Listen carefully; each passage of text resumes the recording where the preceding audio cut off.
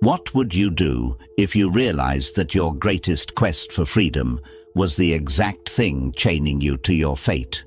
For years, Attack on Titan presented itself as a simple story of humanity versus monsters. However, beneath the Titan flesh and spilled blood lies one of the most terrifying philosophical traps ever written. We cheered for Eren Yeager when he swore to wipe out his oppressors, and we rooted for his burning desire to see what lay beyond the walls. But as the truth unfolded, Hajime Isayama exposed a chilling question. Is absolute freedom just an illusion? Or worse, is the desire for freedom itself a prison?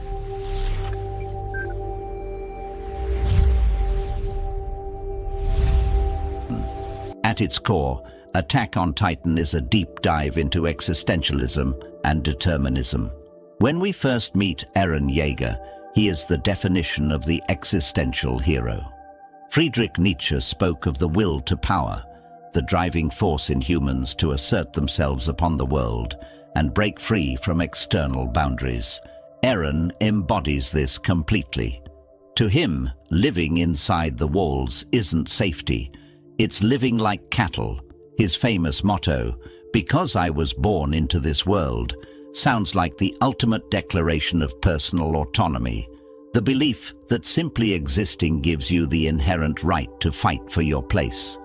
But as the story expands beyond Paradise Island, the narrative shifts from a battle against external walls to a fight against internal determinism. Philosophically, determinism is the idea that all events, including human actions, are ultimately determined by causes external to the will. In the world of Attack on Titan, this is represented by the Attack Titan's unique power, the ability to see the memories of its future inheritors. Think about the psychological horror of this capability. Normally, we act based on the past to shape an unknown future, but Eren experiences the future as an absolute reality before it even happens. The moment he touches Historia's hand and unlocks the memories of the future, his path is locked. This creates a classic philosophical paradox. Did Eren choose the rumbling because he wanted it, or did he want it because the future was already written? The philosopher Baruch Spinoza wrote that men are conscious of their desires, yet ignorant of the causes that determine them. Eren believes he is fighting for freedom, but every step he takes is merely executing a script authored by time itself. This brings us to the darkest turning point of the series, the rumbling. To achieve absolute freedom for his people, Eren chooses the absolute destruction of everyone else. Here, Isayama tests the limits of moral philosophy.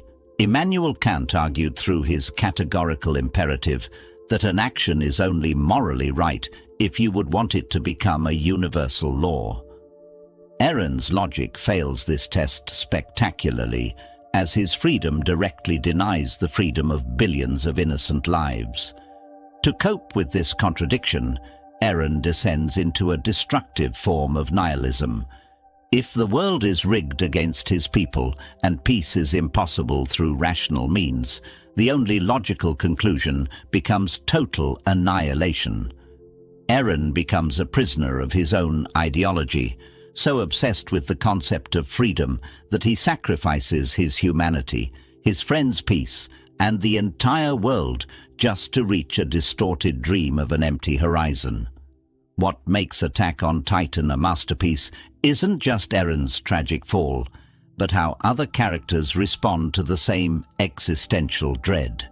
Erwin Smith, for example, represents Albert Camus' absurd hero. He knows his dream of reaching the basement might be futile, and that death is almost certain, yet he finds meaning in the face of the absurd by choosing to charge forward for the future of humanity. On the other hand, Armin Arlet offers an alternative to Eren's radical obsession. While Eren sees freedom as a macro-level war to destroy enemies, Armin finds meaning in micro-moments, running up a hill on a sunny day, throwing a ball, or holding a seashell by the sea.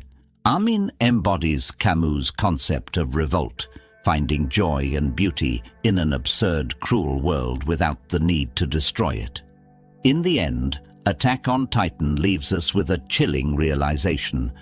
Absolute freedom is not a prize to be won, but a paradox.